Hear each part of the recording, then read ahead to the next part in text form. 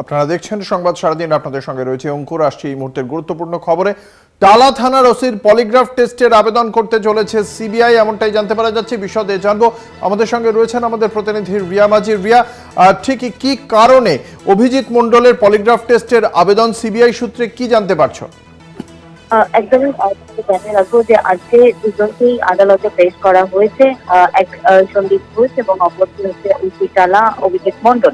এই দুজনকে পেশ করার পরেই কিন্তু যেটা দেখা যাচ্ছে, দাদা যে রিমান্ড কপি দিচ্ছে সিবিআই এর তরফ থেকে, সেখানে উল্লেখ রয়েছে যে পলিগ্রাফ টেস্ট করাতে চায় ওসি টালা এবং একই সঙ্গে সন্দীপ ঘোষ।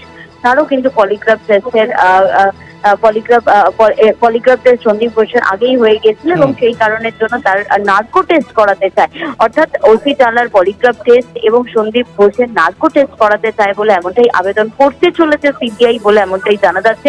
রিমান্ড কপিতে তার উল্লেখ রয়েছে এবং পাশাপাশি তোমাকে জানিয়ে রাখবো যে এই ধরনের ঘটনায় আমরা যেটা দেখেছি যে আগেও সঞ্জয় রায় তার যেমনটা দেখা গিয়েছে নার্কো টেস্টের আবেদন করেছিল, কিন্তু সে কনসেন্ট দেয়নি, সেই কারণে কিন্তু সেই আবেদন খারিজ হয়ে গিয়েছিল সিবিআই।